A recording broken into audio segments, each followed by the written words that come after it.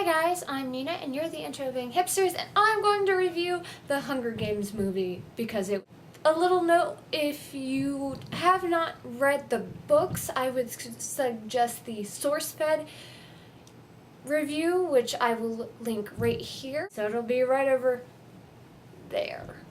How about that? Right there. But for people who have read the books, it's a great movie. It really does work with with your inner dialogue, because some of the scenes are kind of cut short. There was not as much explanation of why the giving of the bread was important, because they just kind of showed him giving it to her.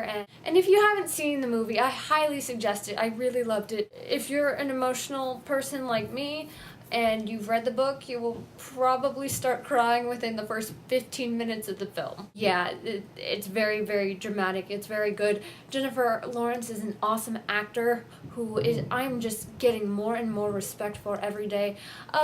Josh Hutcherson, I talked about this a little with my friends and a little bit on the internet, I think, but the main two people I didn't have like perfectly pegged in the cast were the two main male leads.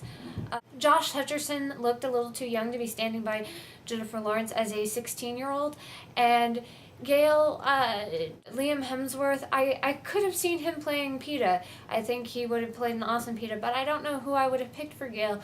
Everyone else was great. Stanley Tucci was amazing, like he always is. Seriously, I love Stanley Tucci. He is just one of my all-time favorite actors right now, because he brings a presence to it that is just unbelievable.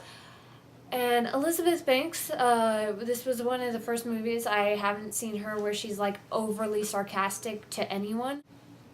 She has those moments where as a character she gets really mad because she's a very awesome kind of weird thing of the Capitol.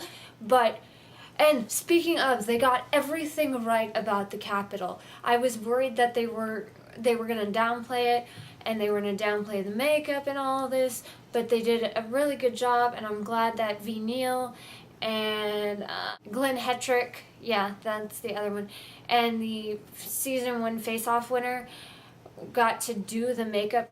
I did love that craziness of the rhinestones on her shoulder. That was cool. It was a really good movie. It was really fun. It was very fast paced. It was paced well.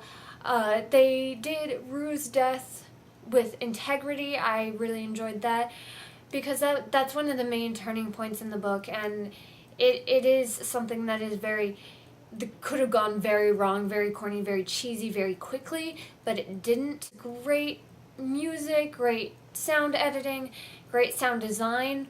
There was so much to be amazed at this movie about. So I would strongly suggest seeing it. If you're not a crowd person, I would not suggest seeing it this weekend. I would maybe start thinking about it like 2 weeks from now.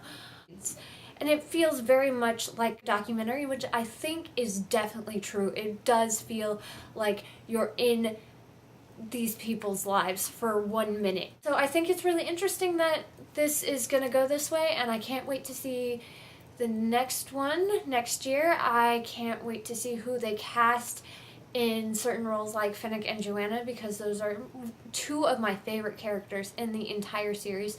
And so I'm really, really excited to see just how they work out. This was just me rambling a lot about the Hunger Games, and it's not really any kind of review, it's just me singing the praises. Please remember to like this video, subscribe if you're new, favorite if you really enjoyed this video and want to watch it again, share on your Facebook, Tumblr, Twitter, blog, etc., etc., and I will see you tomorrow. May the odds be ever in your favor.